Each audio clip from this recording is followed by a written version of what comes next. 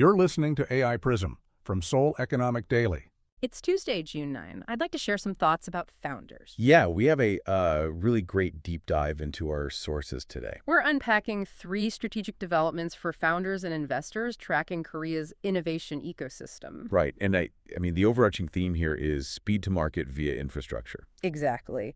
So let's look at enterprise AI and manufacturing DX. We're seeing this play out right now with KT, which is one of Korea's major telecom carriers. Yeah, they just launched the AX Alliance, and AX stands for AI transformation. This marks a pretty notable shift from the traditional cable mindset. The family-controlled conglomerates. Right. Historically, they just build everything in-house. But KT is explicitly seeking startup partners for the specialized differentiation layer, like data prep and security. Well, KT provides the core infrastructure alongside Microsoft and Palantir. So I guess think of KT as the highway, and the startups are the specialized delivery vehicles. That is a great analogy. And if you're a founder pitching these enterprise buyers, you have to know they demand concrete ROI, not just like abstract AI capability. Oh, absolutely. The sources highlight this case with Busan Technopark, which is a government-backed agency. They gave an early funding grant of 97 million won. Which is about 70,000 US dollars. Right. And that went to a composite materials company called ASIMS. What's incredible is that this seeded a platform now generating 20 billion won, or roughly $14.5 million in revenue. That is a phenomenal return. So how are they applying it? Well, a local footwear hub in Busan is using it to simulate material testing digitally. It shrinks their development cycles down to just 1.5 months. Oh, wow. Yeah, saving an estimated 34 billion won, or, $24.6 million. So this is the design partner trifecta for founders. You get a motivated enterprise buyer, government funding, and a clear demand for measurable returns. Okay, so moving from B2B technology integration to B2C infrastructure scaling. Musinsa, which is Korea's top fashion platform, just entered Tmall Global. Right, Alibaba's cross-border platform. And that lets them completely avoid local Chinese entity requirements. Exactly, and the numbers are strong. Korea's Q1 direct exports hit 1.0599 trillion won, or roughly $768 million. It is a really substantial market. But, I mean, if you're a founder looking at this, isn't cross-border e-commerce already a saturated space? You'd think so, but it's actually a replicable infrastructure play.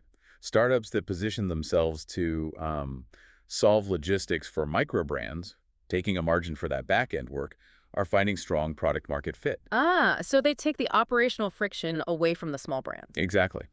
And we're seeing a similar infrastructure pattern with CJ OnStyle, which is a CJ Group K-ball offshoot. They used live commerce to sell out marathon tickets in 10 minutes. And 80% of those buyers were new users, which reflects the broader trends in Kopis, Korea's official ticketing database. Right, and this applies even to smaller businesses. A Solari guest house leveraged a KPI consulting program to optimize their pricing rather than just relying on gut feeling. And their revenue grew by 155%. Exactly. So we've gone from regional consumer scaling to, well, let's talk about the global deep tech regulatory race.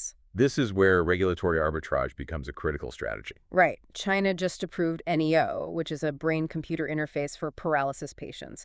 They essentially beat Neuralink to commercialization. And it comes down to the trade-off in their methods. NEO uses a subdural approach. Which means the sensors sit right on the membrane surrounding the brain. Yes. It's much less invasive compared to Neuralink's intracortical method, which is very precise, but, riskier because it goes into the brain tissue. And because BCI is a stated priority in China's 15th five-year plan, NEO secured immediate national insurance reimbursement. Which is a major go-to-market accelerator. But wait, what about the neural data security risk that experts flagged? I mean, if a BCI is heavily integrated into that system, who is securing the data? Well, that is the urgent, underserved opportunity for startups. The BCI market is projected to reach $1.7 billion by 2035. So building the privacy infrastructure for that neural data is the real play. Exactly. China's approval proves this isn't a theoretical problem anymore. It's an immediate commercial reality. So if you're building in these spaces, keep an eye on KT's second half 2026 partner announcements to see exactly which B2B AI niches secure those validated enterprise deals. Absolutely. It's going to be a crucial indicator. That's today's AI Prism. Founders. This episode was produced with AI assistance based on Seoul Economic Daily reporting and reviewed by a human editor. AI Prism is a One iFro award-winning series. We'll be back tomorrow. You've been listening to AI Prism from Seoul Economic Daily.